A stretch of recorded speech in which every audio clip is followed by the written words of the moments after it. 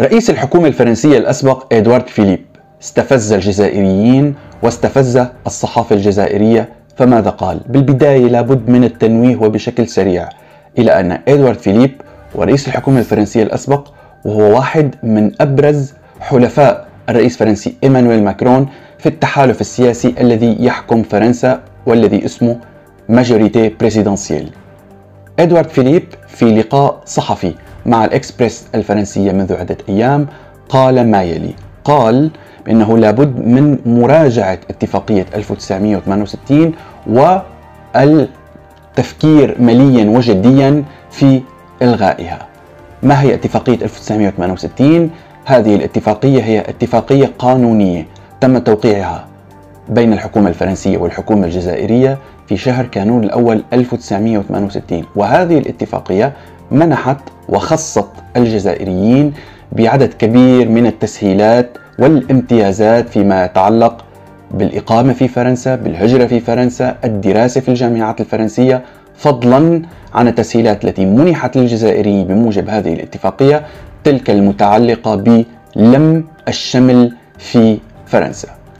ما قاله إدوارد فيليب في التفكير في إلغاء هذه الاتفاقية جعلت الجزائريين مغتاظون، والصحافة الجزائرية عادت من جديد وهجمت واستحضرت مسألة الذاكرة بين البلدين. كما نعلم على أن المؤرخ الفرنسي بنجامين ستورا كان قد أعد تقريرا يمهد إلى إجراء مصالحة حقيقية بين الذواكر بين الفرنسيين وبين الجزائريين، لكن الصحافة الجزائرية كان لها رأي آخر، حيث قالت أن تصريحات إدوارد فيليب لا تسير مع خطة إنعاش العلاقات بين البلدين والعمل على ترطيب الذاكرة.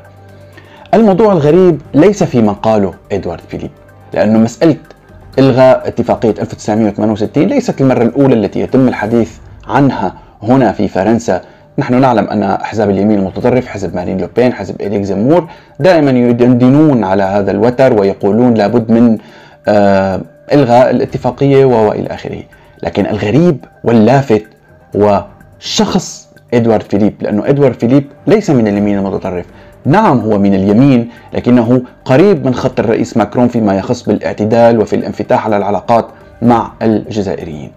أيضا هناك معلومات وتفاصيل تقول، وهذه المعلومات ليست معلومات صحفية، بأن الرئيس الجزائري عبد المجيد تبون ربما وباحتمال كبير أن يؤجل زيارته الجديدة التي كانت مقررة في هذا الشهر إلى فرنسا بسبب ما قاله حليف الرئيس ماكرون إدوارد فيليب.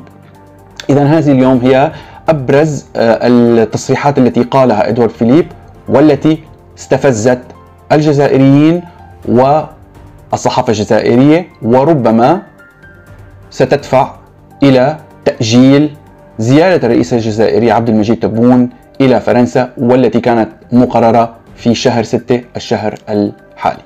فرانس بالعربي.